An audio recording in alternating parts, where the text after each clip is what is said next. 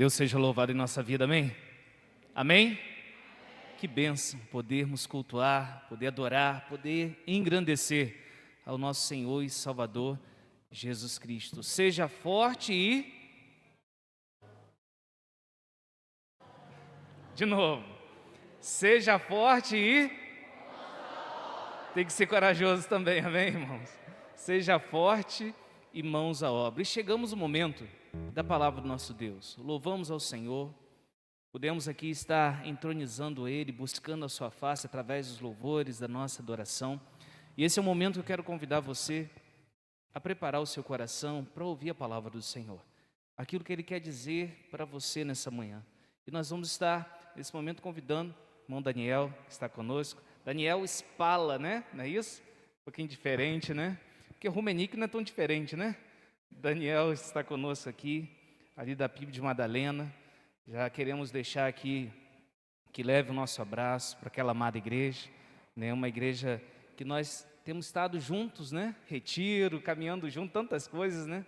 Para a honra e glória do Senhor. Pastor Alex Brasil, mande um abraço também para o pastor. Daniel, fique à vontade, né? Nossa oração é que você seja boca de Deus para a nossa vida nessa manhã. Eu quero convidar você mais uma vez a se colocar de pé.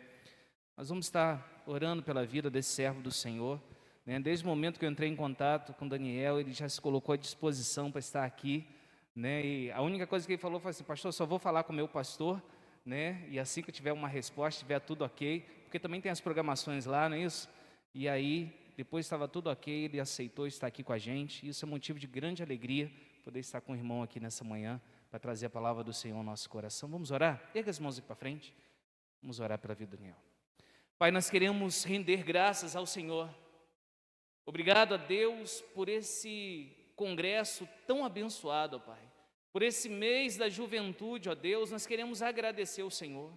Pai, nós colocamos, Pai, nesse momento a vida do Daniel em Tuas mãos, pedindo que ele seja boca do Senhor para as nossas vidas, ó Deus. Pai, que ele seja um instrumento em Tuas mãos, que o Teu Santo Espírito faça lembrar tudo aquilo que ele se preparou, ó Deus. Use como Tu queres. E que venhamos, ó Deus, preparar o nosso coração para ouvir a Tua palavra e que o Teu nome seja exaltado, ó Deus, em nome de Jesus. Amém. Amém. Deus abençoe a vida do amado irmão. Deixa eu pegar o microfone aqui.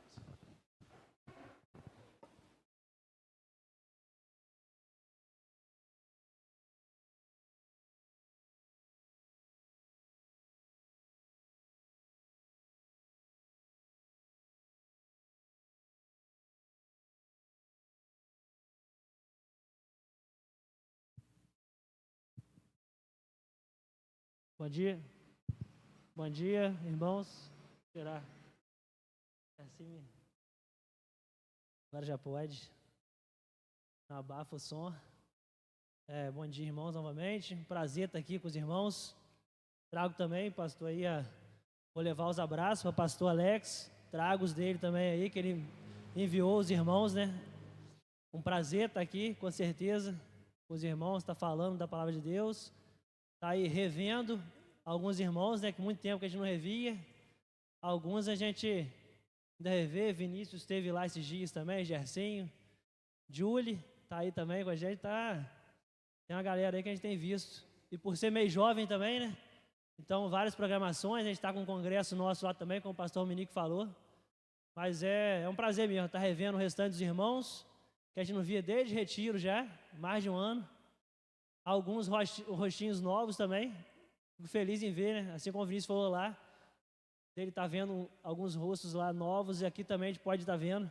E que mesmo com essa pandemia, mesmo com toda a restrição, né? Tudo que a gente tem visto aí, a Igreja de Cristo crescendo e chegando novas pessoas, né? Novos jovens se juntando até nós. E queria falar com as meninas, cadê? Carol e Luísa, né? Não acha que vocês ficaram nervosos porque era a primeira vez só, não. Isso continua, né? Gersim cumprimentou comigo cedo ali. E aí, Daniel, tudo tranquilo? Tá nervoso? Eu falei, até chegar aqui na igreja, no caminho estava tudo ótimo. Pisou na porta, pisou no templo de Deus, veio para o altar de Deus, falar da palavra de Deus, não tem como não dar uma estremecida, pela responsabilidade que é, né? De estar falando da palavra, de estar conduzindo, ministrando a palavra de Deus. E Lilian também, eu ainda estou um pouquinho ainda para chegar, mas eu não vou aceitar que me tirem quando chegar lá não, que é muito bom estar de frente aí, estar nesse clima de jovens, da juventude, isso é muito prazeroso. E eu vou estar lendo uma passagem aqui, antes de estar entrando diretamente lá no tema dos irmãos, que está em 1 João, é bem conhecido, 1 João 2,14.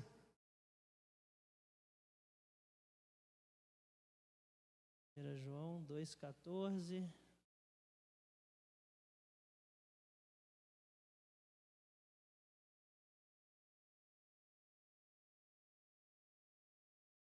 João 2,14, irmãos. Na minha versão vai dizer assim: filhinhos, eu lhes escrevi porque vocês conhecem o Pai. Pais, eu lhes escrevi porque vocês conhecem aquele que é desde o princípio. Jovens, eu lhes escrevi porque vocês são fortes, e em vocês a palavra de Deus permanece, e vocês venceram o maligno. E essa palavra é bastante conhecida, né, por trazer para a gente essa força dos jovens, né, dos jovens serem fortes, de trazerem isso para a gente. E a gente, quando fala em força, irmãos, e os irmãos não erraram não, né, quando o pastor Dominique pediu para ler o tema ali, sejam fortes e mãos a obras, né, e ele falou, precisa de força também. A palavra de Deus traz que os jovens são fortes, e para a gente fazer uma pequena distinção aqui, quando a gente fala em jovens aqui na Bíblia, né, só que trazendo para o nosso meio, para a nossa sociedade, sempre que nós falar em jovens, a gente vai remeter na nossa imagem a pouca idade, né, e menos experiência. E quando falar em adultos, né, nos pais, no caso aqui, sempre vai ser mais idade e mais experiência, né? Idade e experiência sempre vai estar relacionado com isso. E a força aqui, a força do jovem, ela sempre nos remete, na verdade, a vigor, né? Energia, animação. Isso é ser jovem, né? A gente sempre vai ver o jovem dessa maneira. Só que eu quis falar que jovem e pais relacionados à experiência, mais experiência, porque quem não já viu aí, né? Jovem sem ânimo também tá aí, né?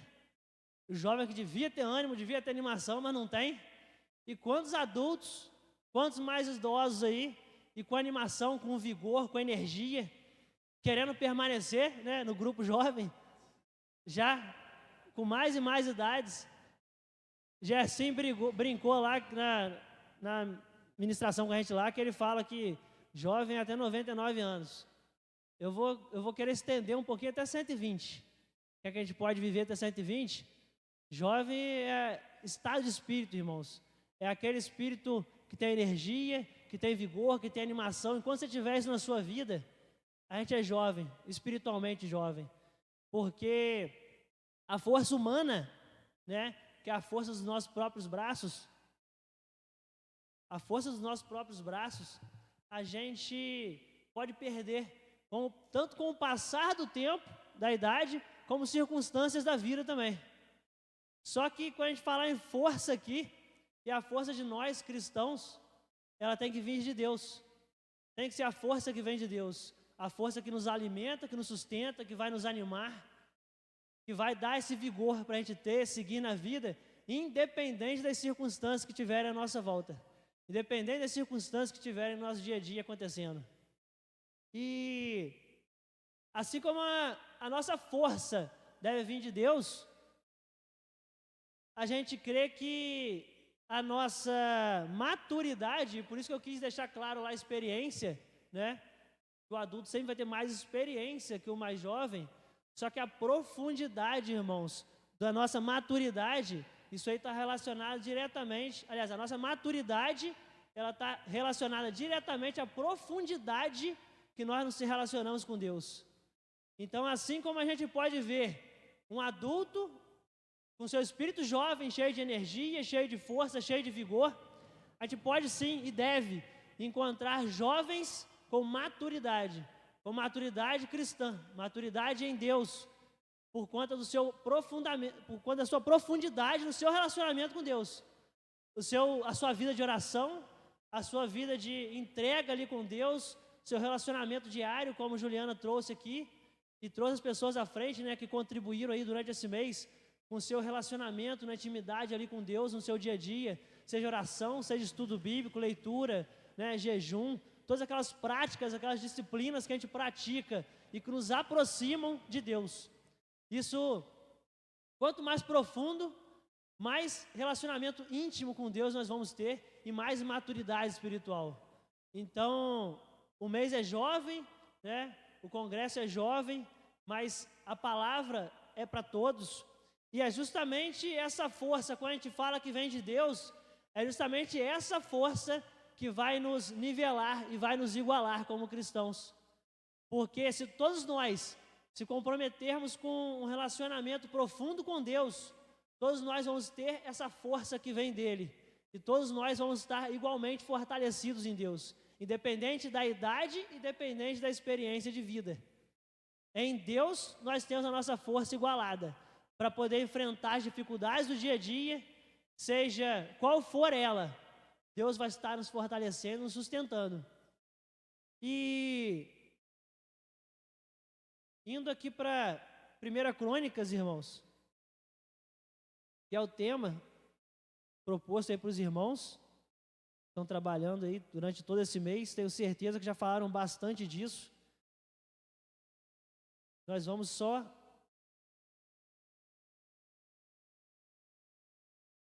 Primeira Crônicas 28. E primeiramente eu queria ler com os irmãos o versículo 10, não o 20.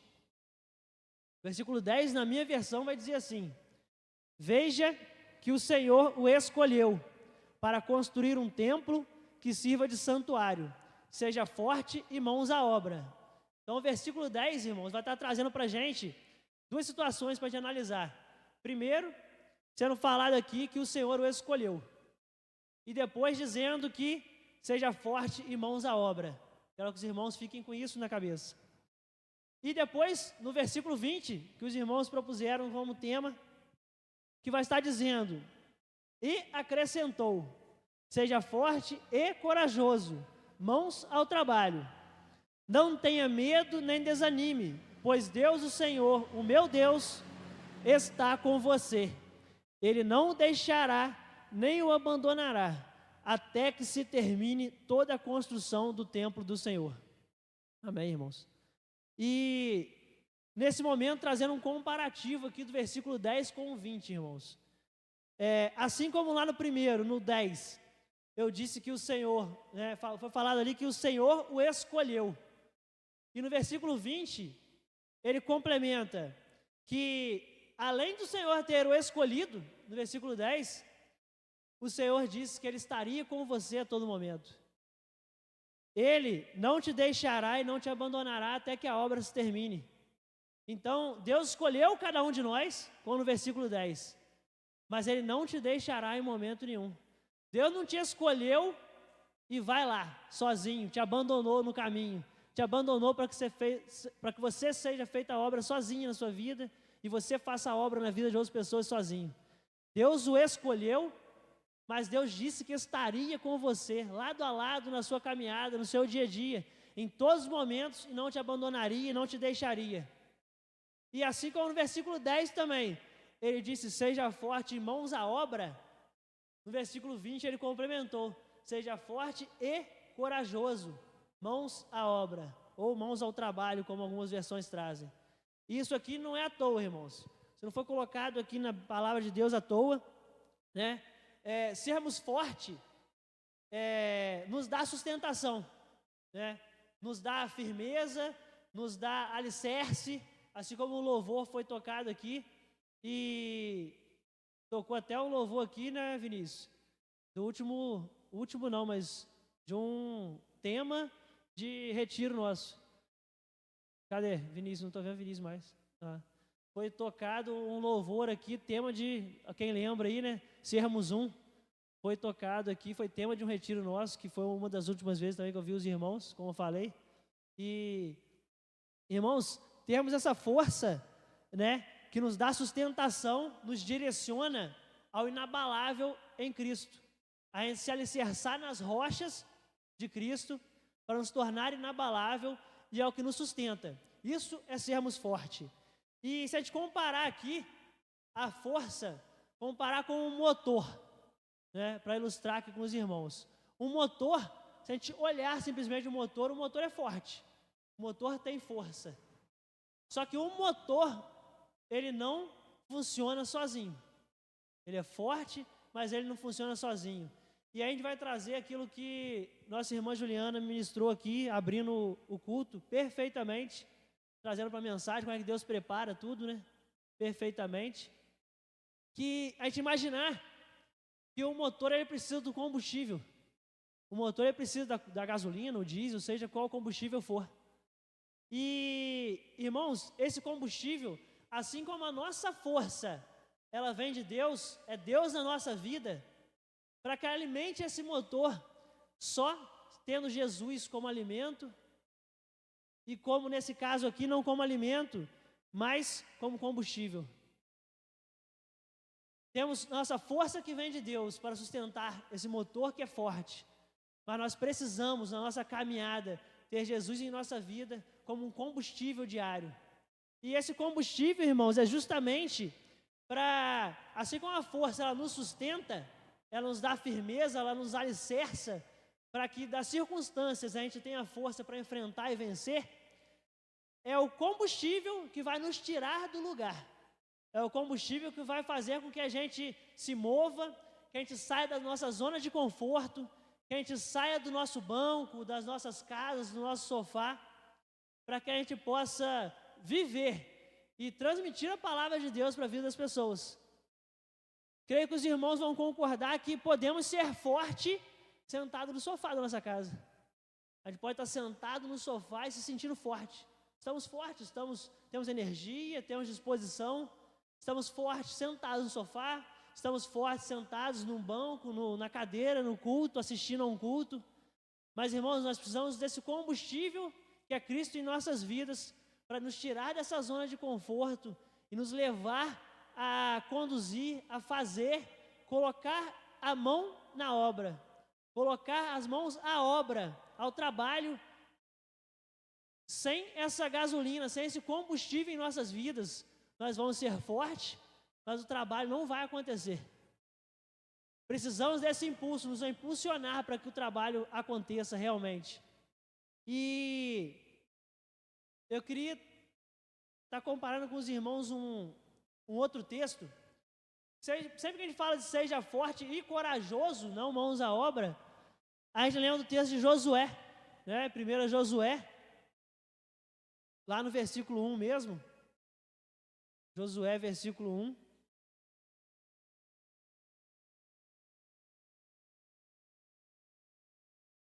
Josué 1. Vou começar aqui no versículo 5, irmãos. Versículo 5 vai dizer assim para a gente: assim como estive com Moisés, estarei com você. Nunca o deixarei, nunca o abandonarei. E, irmãos, a gente vê lá no texto de 1 Crônicas, que primeiro foi falado que Deus o escolheu. Só depois foi falado que Deus está com você, né? Ele disse que Deus se escolheu, depois ele te fortaleceu dizendo que Deus está com você e que Deus não abandonará. Nesse texto de Josué, a gente vai observar que de cara foi falado a Josué por Moisés que Deus já estava com ele. A força foi injetada em Josué ali, o encorajamento de que Deus estava com Josué foi injetado nele ali desde o início. E diferentemente lá da outra passagem, que lá a gente vai ver que foi devido à construção de um templo, né? Foi passagem de Davi para Salomão, e era referente à construção de um templo. Assim como a Juliana falou aqui, que a gente precisa de mão de obra, precisa de materiais para a construção do templo, e ela seja feita sozinha. Um templo, se a gente não tiver o direcionamento de Deus, por mais que ele de repente vai ser construído não da forma que deveria ser, como Deus gostaria, a gente até consegue construir um templo. Talvez vai ficar com a parede torta, não vai ficar com os alicerces como deveria. A gente vai querer fazer com a nossa própria força, do nosso próprio braço, nosso próprio entendimento. A gente pode ser que consiga fazer. Não sabemos quanto tempo isso vai durar, quanto tempo isso vai ficar alicerçado. Mas, irmãos, quando traz aqui para Josué, estava falando de condução de povo, condução de um povo, liderança conduzindo um povo ali. E a gente vê que Josué já é encorajado logo de cara. Não deu nem a opção de ele não ter coragem. Ele precisaria não só do motor, de ser forte, mas ser encorajado a sair do lugar, a ir em frente, a arregaçar as mangas, como a gente fala, e colocar as mãos ao trabalho, as mãos à obra. E o versículo 6 vai continuar dizendo: seja forte e corajoso, porque você conduzirá esse povo para herdar a terra que prometi, sob juramento a seus antepassados. Então ele logo fala: seja forte e corajoso, você vai conduzir esse povo.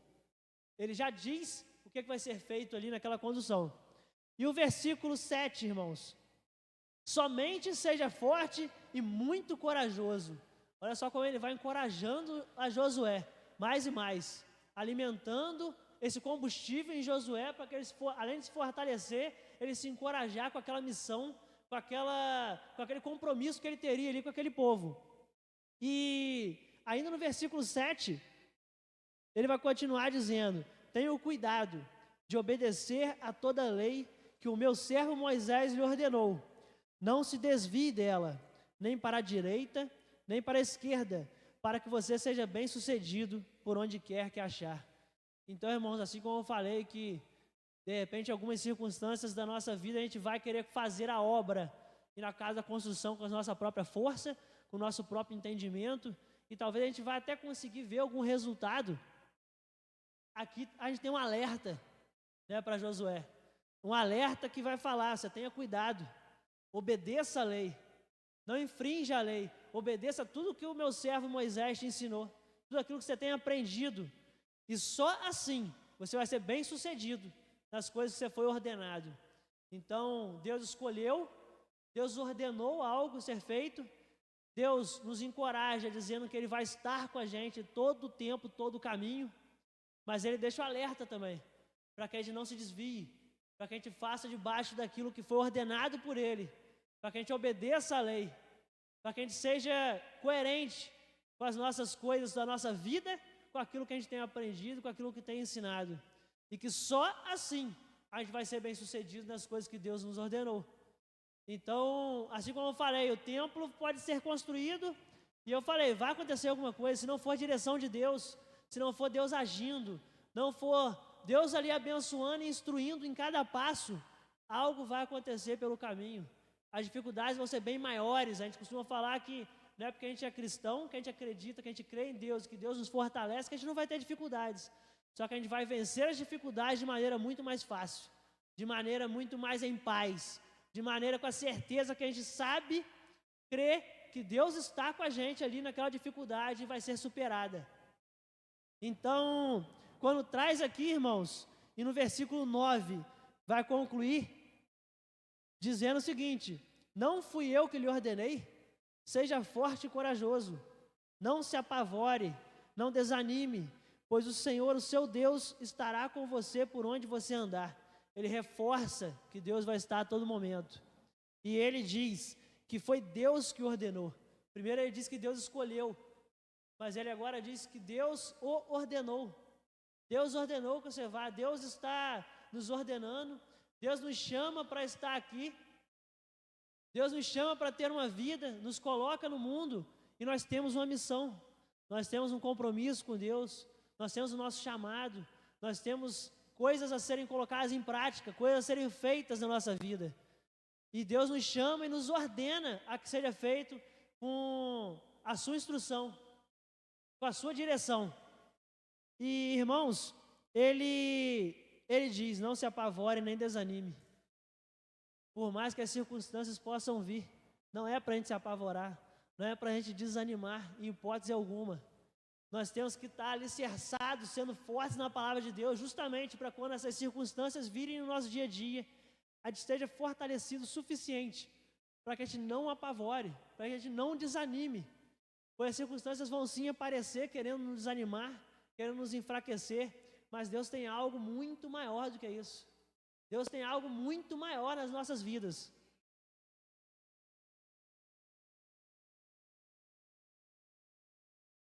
E, irmãos, esses alertas, como eu falei aqui, foram dados de seguir a lei, de não descumprir aquilo que Deus quer e aquilo que a gente tem aprendido, são justamente para nos trazer, além de coragem, os alertas são para nos trazer prudência. Porque como cristãos temos que ter prudência. Temos que ter prudência na nossa condução do nosso dia a dia. Somos exemplos aí fora. Somos exemplos no mundo. E uma frase que eu gosto muito de utilizar é que muitas vezes a gente pode ser a única Bíblia que as pessoas à nossa volta estão vendo. Nós, como cristãos, devemos seguir as palavras de Deus, seguir a Bíblia, os ensinamentos bíblicos, aonde quer que formos, seja nos nossos estudos, trabalho, a gente vai na padaria, no mercado, em qualquer lugar. As pessoas precisam olhar para a gente e enxergar a palavra de Deus sendo ali apresentada às pessoas. Então, assim como a palavra de Deus, a nossa vida pode ser a única Bíblia que as pessoas possam estar vendo ali, nós somos exemplo. E por mais que nós podemos estar, em alguns momentos, desanimados, podemos estar fracos, podemos estar cabisbaixos, irmãos, precisamos ter a nossa força em Deus e mostrar para as pessoas, que as pessoas precisam ver essa força que vem de Deus em nossas vidas. Aqui nessas duas histórias, primeiro a gente vê a construção do templo e a outra a construção de um povo. E se a gente parar para analisar, na primeira foi uma transição do reinado de Davi para Salomão, na segunda de Moisés para Josué. E nessas transições, nos dois casos, a gente vai ver que Davi, ele foi o maior rei de Israel. Davi é considerado o maior rei de Israel. E ele não concluiu a construção do templo. Ele, como o maior rei de Israel, ele poderia ter feito ali coisas até concluir tudo que seria feito naquele tempo. Mas ele não concluiu a construção do templo. Aquilo não era para ele. A construção do templo foi uma coisa futura que aconteceu, a conclusão. E nessa história de Moisés com Josué, irmãos, Moisés foi um grande homem na Bíblia, com grandes feitos, e Moisés foi responsável por resgatar e tirar o povo do Egito. Olha que feito que foi em conduzir esse povo. Mas Moisés não chegou à terra prometida. Assim como Davi começou um grande reinado e não concluiu a construção do templo, Moisés conduziu o povo para fora do Egito, mas ele não chegou à terra prometida. Foi Josué que chegou com o povo lá. E ele também, essa condução não foi finalizada por Moisés, foi algo futuro. E irmãos, isso aqui, quando eu estava fazendo esse estudo e preparando essa mensagem, foi algo que Deus falou bastante comigo, porque precisamos hoje, irmãos, plantar, semear, mas sem saber, sem ter a certeza que nós que vamos colher esse fruto aqui na terra. Nós temos que plantar. Se a gente deseja que os nossos filhos, os nossos netos, chupem uma boa laranja, comam de uma boa fruta, nós precisamos semear e plantar essa árvore hoje. Sem saber, sem ter a certeza que nós que vamos nos alimentar dela ali daqui a uns anos. A gente não sabe se a gente vai estar aqui. Mas nós precisamos plantar hoje algo que é para acontecer futuramente. Deus nos usa e Ele não te diz o que vai ser a conclusão desse projeto. Deus nos usa para iniciar o projeto. Nós precisamos ter coragem para iniciar o projeto e ter fé que Deus é que vai concluir. O projeto é de Deus, a obra é de Deus, não nossa. Nós não podemos querer ter a certeza que nós vamos sair da terra do Egito e que nós vamos chegar com o povo na terra prometida. Deus mandou tirar o povo do Egito, vamos tirar o povo do Egito. Deus mandou que o templo fosse iniciado a construção, vamos iniciar a construção. Não sei se eu vou continuar a construção, se eu vou concluir. Quem vai concluir? A obra é de Deus, não minha. E, irmãos, todos nós somos importantes para a obra. Isso aqui traz isso para a gente. Todos nós somos importantes para a obra. Quem começa a obra, quem dá continuidade na obra, quem finaliza a obra de Deus. Dentro de uma igreja, todos nós somos importantes para a obra de Deus. E tem obra para todo mundo. Tem função para todo mundo. Tem ou não tem, pastor? tem palavra para ser ministrada, tem direção para ser feita, e aqui como conduzir um povo, irmãos, não podemos pensar só em liderança, o pastor aqui na frente, como conduzir todo o povo. Nós temos líderes de célula, temos líderes de ministérios, temos líderes de EBD, temos várias lideranças dentro da igreja, líderes de louvor. Nós temos, com certeza, aí, né, a gente gosta, né, de uma boa cantina, tem que ter liderança de cozinha, tem que ter liderança de limpeza. E, irmãos, eu creio que na primeira história, como eu falei, foi a construção de um templo. Na segunda, foi a condução de um povo. E qualquer história, se tem construção de templo e se tem condução de povo, tem que ter o povo. Tem que existir o povo a ser conduzido e a encher esse templo. E esse povo está fora, nas cidades. Esse povo está aí nas cidades esperando que a gente possa estar levando a palavra até eles, levando como exemplo de vida até eles, para que eles também tenham a vida transformada, conheçam a Cristo assim como nós conhecemos um dia, e que eles possam estar conosco aqui, e melhor que aqui, é depois na eternidade, que é o que importa. Lá em Lucas capítulo 10, é uma passagem que eu gosto muito, que a gente já utilizou como tema lá na igreja, lá em Madalena. Lucas 10, 2, vai dizer assim: e lhes disse, a colheita é grande, mas os trabalhadores são poucos. Portanto, peçam ao Senhor da colheita que mande trabalhadores para a sua colheita. Vão, eu estou enviando como cordeiros entre lobos. Irmãos, quando Deus nos chama a irmos, aqui Ele deixa bem claro que os trabalhadores são poucos. Só que a gente não pode estar só apenas esperando novos trabalhadores chegarem. Nós temos que fazer a nossa parte. Como eu falei, nós temos que arregaçar as mangas, ir ao trabalho, mãos à obra, fazer a nossa parte e pedir a Deus. A palavra fala que lá fora a colheita é grande e que nós precisamos pedir a Deus trabalhadores. E quando a gente fala nisso aqui, irmãos, também ao pedir, eu trago ao exemplo também, porque a gente vai pedir a Deus, mas a gente precisa ser exemplo. Assim como eu falei lá fora da nossa vida, a gente precisa ser exemplo aqui dentro, porque os trabalhadores precisam chegar aqui e ver exemplo. Os trabalhadores precisam chegar aqui e enxergar pessoas que estão dispostas a trabalhar, com energia de trabalhar, pessoas com energia, com vigor, como a gente falou da força, a trabalhar. Porque a gente não pode estar aqui pedindo trabalhadores para quando esses trabalhadores chegarem, nós acharmos que nós vamos ficar parados e aí os trabalhadores vão trabalhar, nós vamos descansar. Não, nós vamos pedir trabalhadores para ajudar. O trabalho não para. O trabalho para Deus não para, o trabalho para o reino não para. Nós precisamos trazer trabalhadores, pedir trabalhadores para somar com o nosso, não para a gente descansar. E em Provérbios, a gente está finalizando, em Provérbios 14, ainda falando dessa colheita, Provérbios 14, versículo 4. Onde não há bois, o celeiro fica vazio, mas da força do boi vem a grande colheita. E a gente vê sobre colheita novamente. E, irmãos, falar em boi aqui, a gente analisa boi, e boi na roça, boi nos pastos, carros antigamente sendo puxados por bois. Boi não remete à força de trabalho. Boi aqui representa força de trabalho para a gente. E se a gente trocar aqui a palavra celeiro por templo, a gente vai ter a frase seguinte: onde não há obreiros, o templo fica vazio. Mas da força do obreiro vem a grande colheita.